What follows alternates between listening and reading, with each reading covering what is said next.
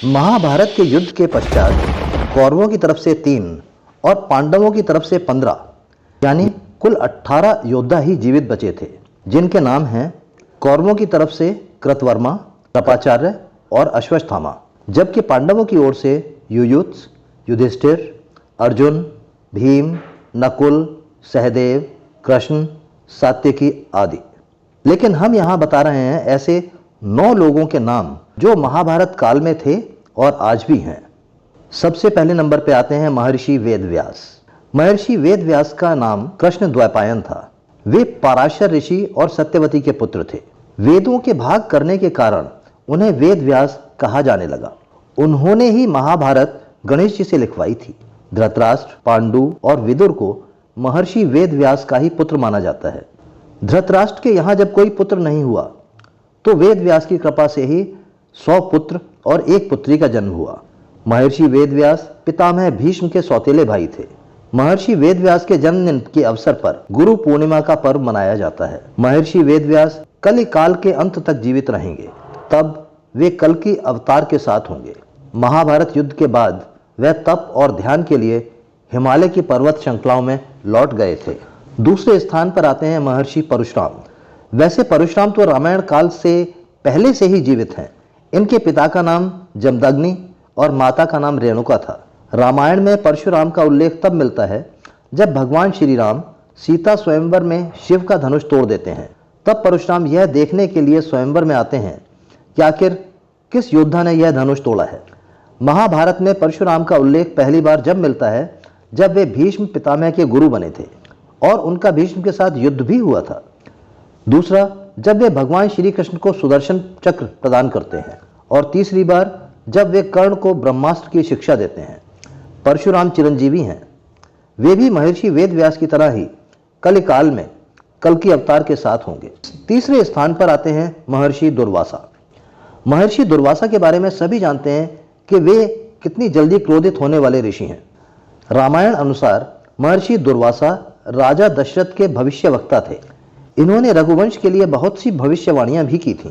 दूसरी ओर महाभारत में महर्षि दुर्वासा कुंती को मंत्र देते हैं तो द्रौपदी की परीक्षा लेने के लिए अपने 10,000 शिष्यों के साथ उनकी कुटिया में पहुंचते थे और वे कृष्ण के पुत्र सांब को श्राप भी देते हैं, जिसके कारण कृष्ण कुल का नाश हो गया था। महाभारत काल में उनके होने की चर्चा कई जगह की गई है। उन्हें भी चिरंजीवी होने का वरदान प्राप्त है। चौथे स्थान पर आते हैं जामवंत। परशुराम और हनुमान से भी लंबी उम्र है अग्निपुत्र जामवंत की, क्योंकि उनका जन्म सतयुग में राजा बलि के काल में हुआ था। जामवंत त्रेता युग में राम के साथ थे और द्वापर युग में श्री कृष्ण के ससुर बने थे। भगवान श्री कृष्ण को स्यमंतक मणि के लिए जामवंत के साथ युद्ध करना पड़ा था। जब श्री कृष्ण युद्ध जीत रहे थे तो जामवंत को आश्चर्य हुआ।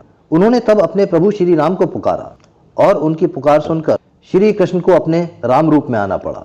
तब जामवंत ने समर्पण कर अपनी भूल स्वीकारी और उन्होंने मणि भी दी और श्री कृष्ण से निवेदन किया कि आप मेरी पुत्री जामवती से विवाह करें। जामवती कृष्ण के संयोग से महाप्रतापी पुत्र का जन्म हुआ, जिसका नाम सांब रखा गया। जामवंत आज भी जीवित हैं, क्योंकि उन्हें भी प्रभु श्री राम से वरदान मिला हुआ है। वे भी कल के अवतार के समय उनके साथ रहेंगे। 5वें स्थान पर आते हैं हनुमान जी। सर्वशक्तिशाली और भक्तों के कृपालु हनुमान जी के कारण ही राम और रावण युद्ध में श्री राम जी ने विजय प्राप्त की थी। उनका प्रताप तो चारों युगों में है। वे त्रेता युग में श्री राम के समय भी थे और द्वापर में श्री कृष्ण के समय भी थे। बहुत कम लोग जानते होंगे कि महाभारत के युद्ध में हनुमान जी के कारण ही पांडवों को विजय मिली थी। अर्जुन और श्री कृष्ण को उन्होंने उनकी रक्षा का वचन दिया था, तभी तो वे उनके रथ के ध्वज पर विराजमान हो गए थे। इससे पहले वे भीम के अभिमान को चूर चूर कर देते हैं। जब एक जंगल में भीम उन्हें पूंछ हटाने को कहता है तो हनुमान जी कहते हैं कि तुम तो बहुत शक्तिशाली हो, तुम स्वयं ही मेरी पूंछ हटा दो। लेकिन भीम अपनी सारी शक्ति लगाकर भी वह पूंछ नहीं हटा पाता। तब वह समझ जाता है कि यह कोई साधारण वानर नहीं, स्वयं हनुमान जी हैं। अगर अभी तक आपने चैनल को सब्सक्राइब नहीं किया है तो चैनल को सब्सक्राइब करके कमेंट बॉक्स में जय श्री कृष्ण लिखें। छठे स्थान पर आते हैं मयासुर। मयासुर रावण की पत्नी मंदोदरी के पिता अर्थात रावण के ससुर थे। देवताओं के शिल्पी विश्वकर्मा थे तो असुरों के शिल्पी मयासुर थे।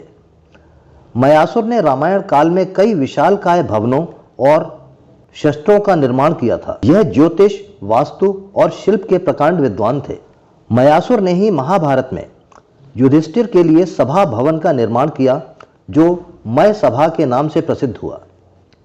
इसी सभा भवन के वैभव को देखकर दुर्योधन पांडवों से ईर्ष्या करने लगा था और कहीं ना कहीं यही ईर्ष्या महाभारत में युद्ध का कारण बनी। मयासुर ने श्री कृष्ण की द्वारका नगरी के निर्माण में भी अहम भूमिका निभाई थी और मयासुर आज भी जिंदा है। 7वें स्थान पर आते हैं अश्वत्थामा। अश्वत्थामा द्रोणाचार्य के पुत्र और रुद्रा का अंशावतार थे। अश्वत्थामा बहुत ही शक्तिशाली योद्धा था। उसे ब्रह्मास्त्र चलाने का भी ज्ञान था। अश्वत्थामा आज भी जिंदा है क्योंकि भगवान श्री कृष्ण ने उसे 5000 वर्षों तक सशरीर भटकने का श्राप दिया था। भविष्य पुराण के अनुसार वे कलयुग के अंत में जब कल के अवतार होगा तो उनके साथ मिलकर अधर्म के खिलाफ लड़ेंगे। 8वें स्थान पर आते हैं कृपाचार्य। महाभारत के अनुसार कृपाचार्य कौरवों और पांडवों के कुल गुरु थे। कृपाचार्य गौतम ऋषि के पुत्र हैं और इनकी बहन का नाम है कृपि। कृपि का विवाह द्रोणाचार्य से हुआ था। कृपाचार्य अश्वत्थामा के मामा हैं। महाभारत युद्ध में कृपाचार्य ने भी पांडवों के विरुद्ध कौरवों का साथ दिया था। कृपाचार्य की गणना 9 चिरंजीवियों में की जाती है जिनमें विभीषण, राजा बलि भी शामिल हैं। और 9वें स्थान पर आते हैं ऋषि मार्कंडेय। भगवान शिव के परम भक्त हैं ऋषि मार्कंडेय। इन्होंने शिव जी को तप करके प्रसन्न किया और महामृत्युंजय मंत्र सिद्धि के कारण चिरंजीवी बन गए। मार्कंडेय ऋषि वनवास के दौरान युधिष्ठिर को रामायण सुनाकर धैर्य रखने की सलाह देते हैं। वहीं दूसरी ओर महर्षि जैमिनी के मन में महाभारत, कृष्ण और उनके युद्ध को लेकर कुछ संदेह था तो मार्कंडेय ऋषि ही उनके संदेह का निवारण करते हैं। मार्कंडेय ऋषि को भगवान शिव से चिरंजीवी होने का वरदान मिला हुआ है। इसी प्रकार के धर्म और ज्ञान से संबंधित वीडियो देखने के लिए मेरे चैनल को लाइक करें, शेयर करें और सब्सक्राइब करें। धन्यवाद।